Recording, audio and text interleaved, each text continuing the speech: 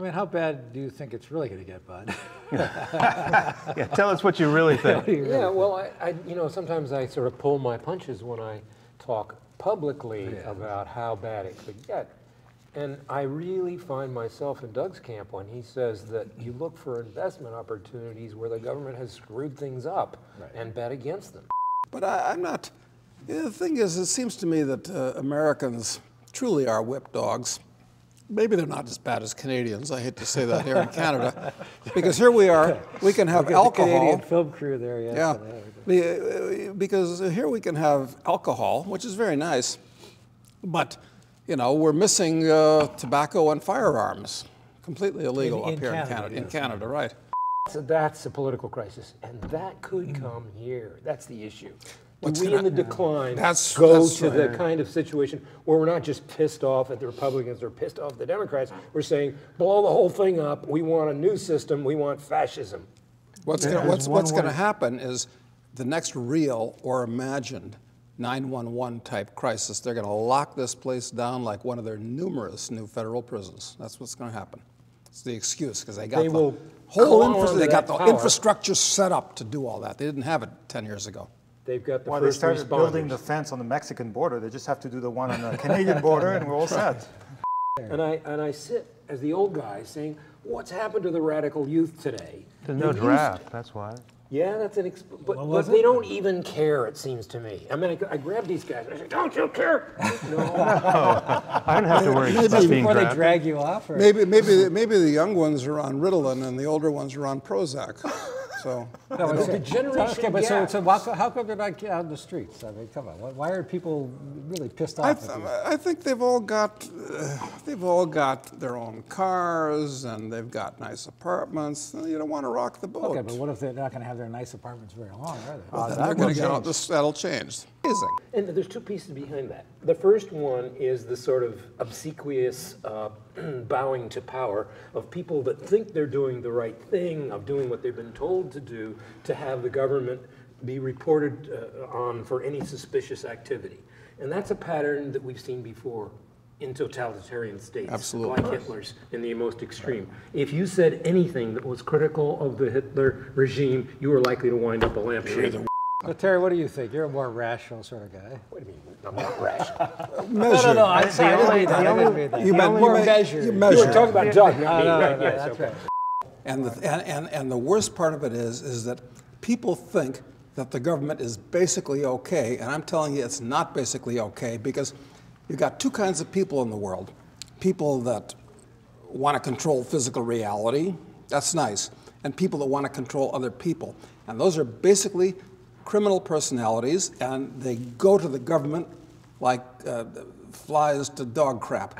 And the government naturally draws the worst, most sociopathic type of people to it, who love power. And now they're coming out from under their rocks, the same way they did in Germany in the 30s or in Russia in the 20s. So it's inevitable at this point. It's out of control at this point. But they also have a lot of useful, what was the phrase they used to, the communists had useful... Useful idiots. Useful idiots, yes. And this kid said, you know, he goes, but that's really interesting. He goes, you know, I'd Google that, but I don't want it on my permanent record. Yeah. And I looked at him, and it caught me by surprise. I was like, you know, I mean, the next generation has already been trained that they're under surveillance. Yes, they have. Don't search for things that you don't want in your permanent record. I mean, that was pretty scary. Yes, and there's all kinds of things. Like the last time I was up here in Vancouver, the line going through immigration was snaking back and forth. So my briefcase weighed about 25 pounds, and so I'd put it down about 15 feet from the snake so I could pick it up. And twice, not once, but twice, somebody looked around like a righteous citizen and said, unattended baggage, unattended baggage. I mean, these people, they're chimpanzees. They pick this up, see something, say something, which is what I said to the one jerk, you know. And they didn't think I was kidding. They thought like I was approving of them.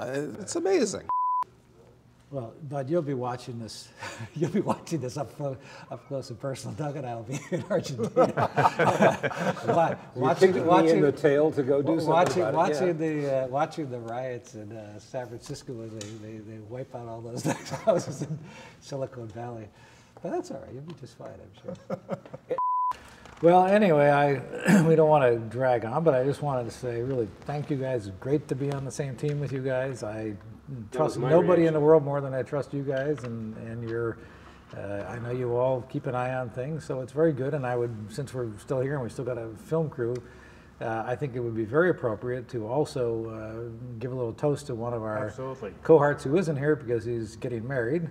Marin Katusa. So, Marin, will I still have a little wine in my glass? Yes. Good luck in your marriage. Cheers I know to it's you, going to be Marin. great. And we'll look forward to the next time we can share some Malbec with you. And cheers to Louis James also, Yes. who is as sound generally as Lou Rockwell showed himself to be. He is. He is, and we'll be Right hanging now, out with him. working a conference in Toronto. Ah, well, good. It's very nice to have such decent people when the time comes to fix bayonets.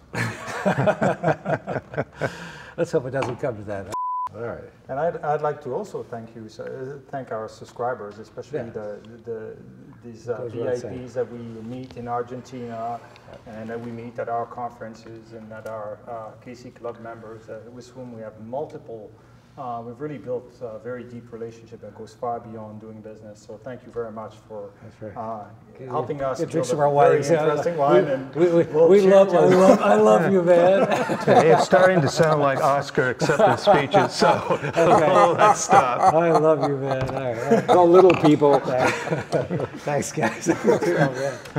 We need more wine. What do you mean? Over and out.